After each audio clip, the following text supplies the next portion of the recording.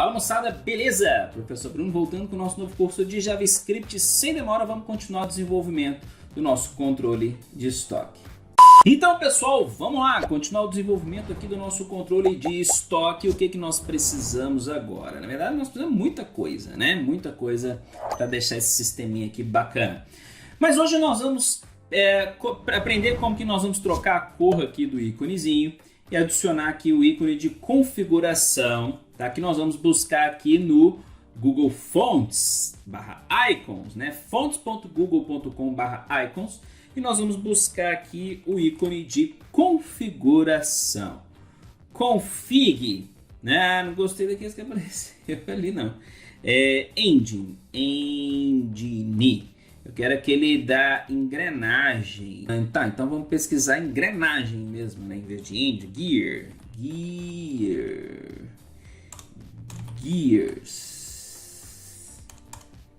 gear, aqui ó, beleza, settings, beleza, settings. Olha só, nós podemos escolher a cor aqui, tá? Por exemplo, eu quero ele branco, beleza? Ou nós podemos mudar a cor dele pelo código que vem nele, beleza? Eu vou escolher esse aqui já branco, beleza? Eu vou fazer o download aqui do SVG, colocar aqui no nosso estoque, ó, img, isso, config, certo? E lembra que o outro que tá lá, que nós estamos usando, o menuzinho, ele é preto e eu preciso que ele seja branco, tá certo? Como que a gente vai mudar? Olha só, é só vir aqui no imagens, eu quero um menuzinho, beleza? Tá aqui ele é um SVG, certo? Então eu posso vir aqui no Path e colocar a propriedade Fill, certo? Com o valor que eu quero, branco. Vamos ver se resolve? Olha lá, branquinho. Legal? Então aqui a gente pode mudar a cor dos nossos elementos. Então, no configuração, eu tenho a ID aqui, ó, config, beleza? Config, eu vou ter dois elementos. Eu vou ter a div, que eu tinha falado, que é com os dados do usuário. E eu vou ter a div com o botão de configuração, tá certo?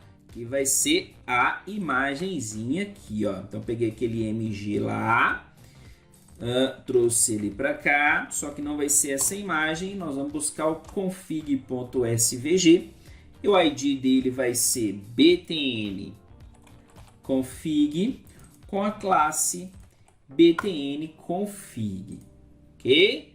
Tá lá o nosso botãozinho de configuração e depois eu coloco ali os dados do usuário. Então, por exemplo, eu posso colocar ID, tá? ID e nome do usuário que está logado, beleza? Inicialmente eu vou colocar aqui só ID e nome, para a gente entender que aqueles dois campos estão lá, mas obviamente a gente precisa trabalhar com toda essa configuração aqui, né? Com todo esse visual aqui. Quando a gente chegar no log, na operação de log, a gente trabalha melhor com aquilo dali. Show? Vamos aos nossos colaboradores. O que nós precisamos? Nós precisamos de buscar todos os colaboradores que estão cadastrados. Legal? Então, para isso, nós precisamos de uma API. Preciso vir aqui e fazer um endpoint para essa API. Certo? Eu posso, novamente, criar. Nesse sistema a gente vai ter que fazer assim. Nós vamos ter que dividir em abas, tá? Porque ele vai ficar muito grande. Mas por enquanto não vamos preocupar com isso nessa aula de hoje, tá certo? Eu vou pegar um HTTP in, ok? Um HTTP response, certo? Vamos pegar um debug, vamos deixar ele desligadinho aqui por enquanto. Nós vamos executar uma função onde a gente vai definir uma query, ok? E vamos, cadê o nosso MySQL? Tá aqui o nozinho MySQL, onde a gente vai fazer a consulta efetivamente na nossa base de dados. Tá aqui. Esse endpoint vai ser, como é que nós vamos chamar ele? Ele vai ser verbo get. Podemos chamar ele de todos usuários, certo? Ok. E vamos a query dele, que é no msg.topic, vai ser simplesmente select todos from usuário. Legal? Legal. Vamos configurar nossa tabela. A gente só tem a agenda aqui, né? Clicar no lapisinho. Deixa eu ver se já está aqui. Não, tá não. Então vamos clicar em adicionar novo. Lapisinho. Tudo normal aqui. Porta, user, root, sem senha. Database, estoque. Só confirmando aqui, ó. Estoque, isso mesmo. Certo? E aqui, adicionar. Done.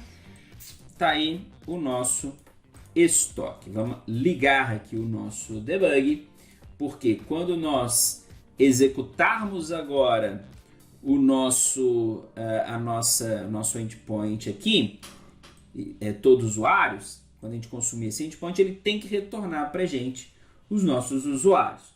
A gente não tem nenhum cadastrado lá, mas para a gente testar por enquanto, eu posso pegar ele aqui, ó, vou usar no lugar do material symbol aqui, ó, todos usuários. Enter.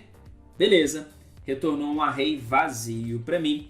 E eu já vi que ele chamou aqui, executou, já deu ok aqui na query e retornou o array vazio, porque eu não tenho usuário cadastrado.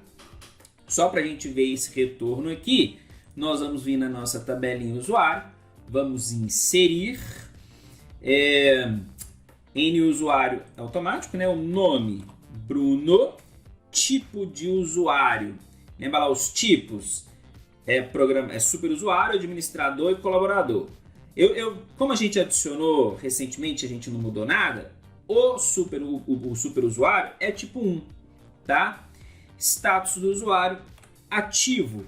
Podemos também, inclusive, criar a tabela status do usuário, tá? Se eu quiser adicionar outros status para este usuário, tá certo?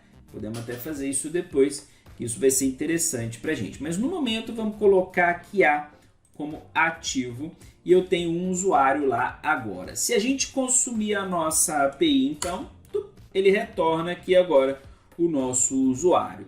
Legal? Nosso usuário que está lá. Vamos ver aqui, ó. Retornou agora um objeto, que é o usuário que está cadastrado lá. Show de bola, hein? Show de bola. Aqui então em colaboradores, vamos lá, vamos na nossa, no nosso arquivo colaboradores agora, colaboradores HTML, que é o que a gente vai trabalhar no momento, não é mais no index, e colaboradores JS. Nós precisamos já buscar os nossos colaboradores. Então const endpoint todos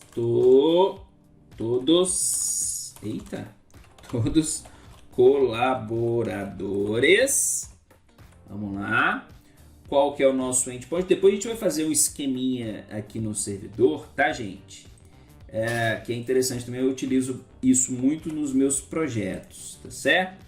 O endpoint aqui, ó, vou fazer em template string de consumo, né, da nossa API de todos os usuários. E agora vamos fazer um fetch neste endpoint, de forma que eu vou obter um retorno, vou tratar esse retorno convertendo ele para um JSON, certo? E utilizando esse retorno aqui, ó, vamos ver se ele já chega aqui pra gente, ó, console log res, ele tem que chegar aqui quando nós abrirmos a nossa janela de colaboradores. Vamos vir aqui então no console log, olha só, colaboradores, já retornou aqui pra gente, vamos ver, tá aqui exatamente o colaborador que está cadastrado lá na nossa tabela. Legal? Legal. Então aqui, o que nós vamos fazer? Nós vamos trazer todos os colaboradores aqui, listar esses colaboradores, beleza? Com as ações que nós queremos fazer podemos fazer de cada um dos colaboradores, que são as ações editar, excluir ou visualizar os dados, visualizar as informações, enfim, tá? Geralmente são as 3 opções padrões que nós temos aqui para os colaboradores. Então, primeiro eu preciso listar e adicionar todos os colaboradores. O que é que eu vou adicionar aqui, ó, de cara? Eu posso adicionar o ID, tudo isso aqui, ó, o ID, o nome, o tipo, o status, tá? As informações de contato, documentação que a gente for cadastrar, a gente pode mostrar tudo em outra janelinha, ou na editar, ou na de visualizar, ou nas duas, né? Então, primeiro eu preciso preparar um grid com 4 colunas. Vamos ao grid, então, de 4 colunas aqui no colaboradores, certo? No colaboradores, nós vamos deixar um ID aqui, ó, para topo, ID, topo, janela, certo? Class, topo, janela. Esse topo janela vai ser básico para todas as nossas janelas. Então essa classe aqui depois a gente pode criar lá no CSS principal. E aqui vão vir os dados da janela, certo? Dados da janela, ok? Se não quiser colocar isso aqui dentro de uma div, não tem problema. Aí vai na sua organização. Por exemplo, eu vou deixar os dados da janela já sendo diretamente a minha grid, tá? Onde eu quero colocar a minha grid, tá certo? Então eu posso até fazer o seguinte, ó. Depois, se precisar colocar dentro de uma div, a gente coloca.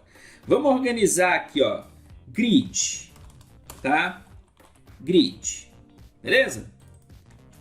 Classe grid também.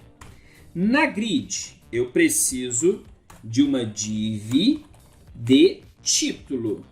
Então, título, grid. Usando, pessoal, exatamente aquela mesma estrutura de grid que a gente fez. Tá certo?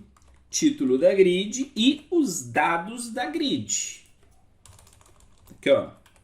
Dados grid. Em dados grid vão vir as linhas com os seus respectivos dados, elementos que vão vir da nossa base de dados. Aqui no título, vamos lá, div, class, coluna,